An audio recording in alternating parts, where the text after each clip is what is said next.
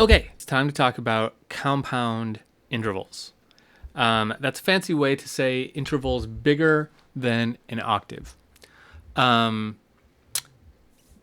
what we do here is, so this is a bit of terminology and a bit of like actual fact. So check it out. So here is an octave, right? What interval is that? There's two ways we could think about this. One is we could reduce it and move this top note down an octave to there. That would make it an interval of a major second, F to G. But that's not where it was. It's right there. So yes, it's kind of a major second. And yes, it has a similar feel to a major second because it's the same notes as a major second, but there's an octave in between. And that can matter. Most of the time, that can matter. So, what is it? Well, let's count up. One. Well, let's do this. Let's take it back down. Okay, if that's a second, that's a third, that's a fourth, that's a fifth, that's a sixth, that's a seventh, this is 8, this is 9. So what we actually end up on here is a ninth. A ninth is a compound interval because we can think of a ninth as an octave plus a second. Okay? Now where things can go wrong is if you think of an octave as an interval of an eighth and then an interval of a second, and you add those together, you get a tenth, which doesn't work right. Right? Let me explain that again. Let's go over here. So here's an octave, right? If this is a seventh, then this is probably an eighth, right? And if this is a second, then I add 8 plus 2 and I get a tenth, which is wrong. Right? That's not the way we think about it. What we do is we actually count all the way up from the bottom note. So 2, 3, 4, 5, 6, 7, 8, 9. We end up at ninth. The reason that it doesn't work when you literally add 8 plus 2 is that in that case you're counting the octave twice. This note gets counted twice. So what you really do is you count, okay, so this is our 7, and then you count, this is 8, but it is also 1, and that's 2. So we really count 7 plus 2 because we can't count the octave twice in the same interval. If that's confusing, never mind. Just remember this is the interval of a ninth. It's an octave plus a second.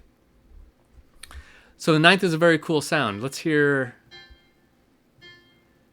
I mean, it has a similar sound as a second, but it's a little bit different.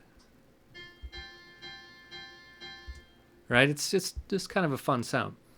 Let's do another compound interval here. Let's do the interval of a tenth. Now this one is an octave plus a third. And this is one of my all-time favorite intervals. It's right there. So an octave would be to here, and then we add a third on top of that. That is the interval of a tenth. Now I love this sound. Let me just play it for you first, and then I'll show you why I love it. Okay, so here it is. Right? It's fine. But check this out. I love this played in the piano really low.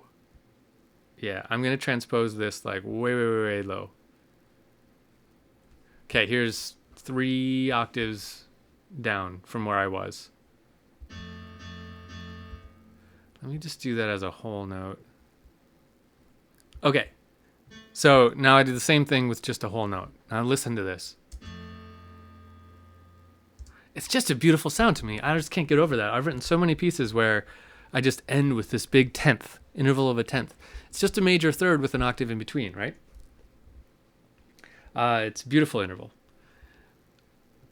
Okay, I'm going to stop gushing about my love for the 10th, and let's talk about an 11th. So 11th is an octave plus a fourth, Sounds like that. Now, I should say about some of these intervals, major and minor still apply. We can have a major 10th and a minor 10th because it's got a major third in it.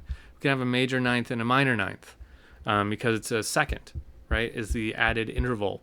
We can't have a major or minor octave, but a ninth or a 10th we can. An 11th is an octave and a fourth. And remember, our interval for a fourth, if we're staying in key, our interval for a fourth is a perfect fourth. So we don't have major or minor 11ths, nor do we have major and a minor 12ths, which are an octave and a fifth. Oops. So here's a 12th, octave, and a fifth. So let's hear 11ths and 12ths. So this is an 11th, this is a 12th. Remember, these are perfect intervals.